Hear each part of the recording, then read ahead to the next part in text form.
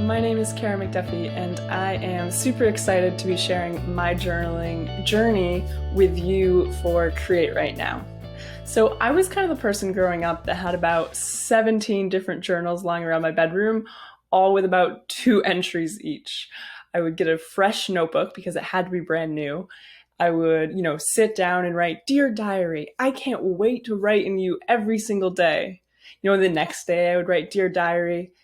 And then about 5 years later, I would find this journal with about 2 pages filled out because I could never stick with the habit.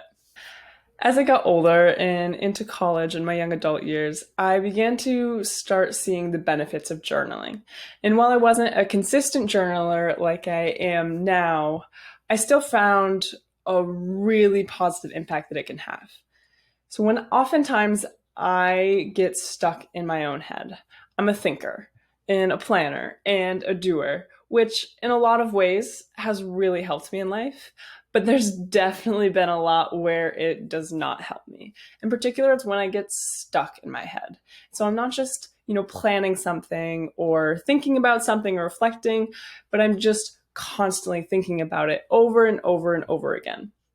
And when I went through these periods of questioning, I realized that it needed to get out. I needed to get out of my head because if I got stuck in it, things were getting unhealthy for me. I was losing sleep. I wasn't able to enjoy time with friends or family.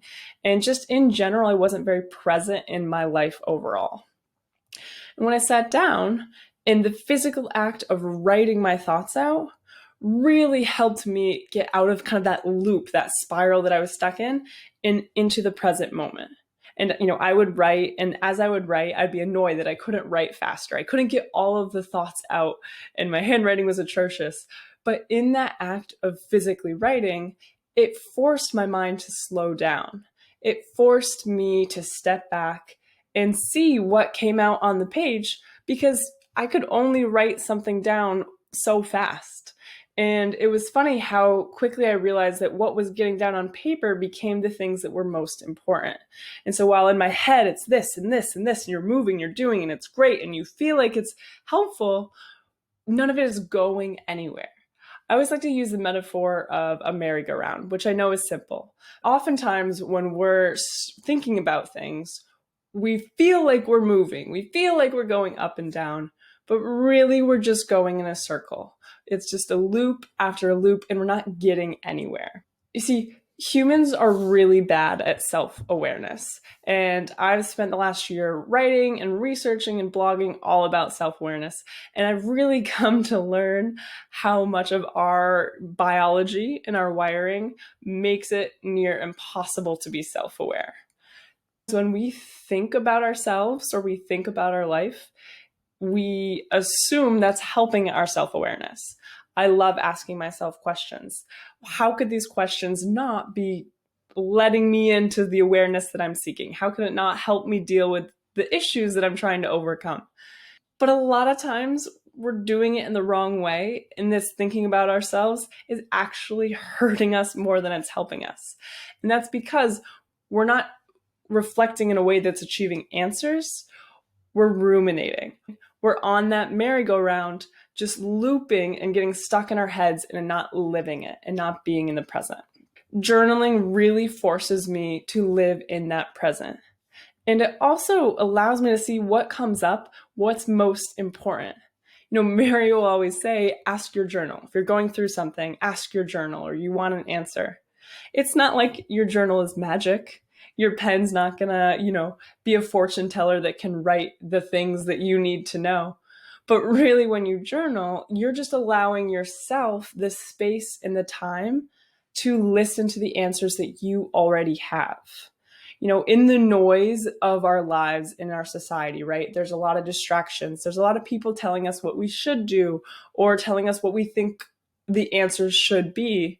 We have the answers. Or at the very least, we're on the journey to discover the answers. But the problem is a lot of us don't give the time or the space for us to really find them and cherish them and test them out a little bit.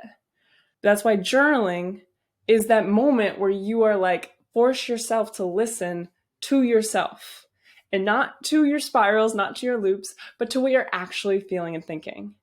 For me, I know that when I am feeling anxious or feeling fearful, or maybe just don't really know what direction to go creatively or with my blog, when I sit down and I journal, it allows me to start realizing what I want to do or where I want to go. It helps me prioritize things, and it definitely lets my creativity out a lot more because I'm not being distracted by my phone or by my TV. It's just me and the paper giving that space, that time for the answers to come out.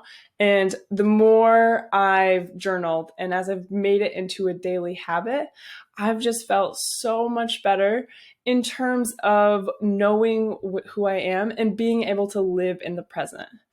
Do I start ruminating and going through some negative emotions? Absolutely. I'm human. That's not going to go away. But the thing is, I don't let them get as far. I don't let them get to the point where I'm staying up at night or I'm feeling lost or I'm just feeling this, I don't know what I want right now. I'm able to recognize my emotions sooner. And then once I recognize my emotions, I'm able to recognize, what caused this? Where is it coming from?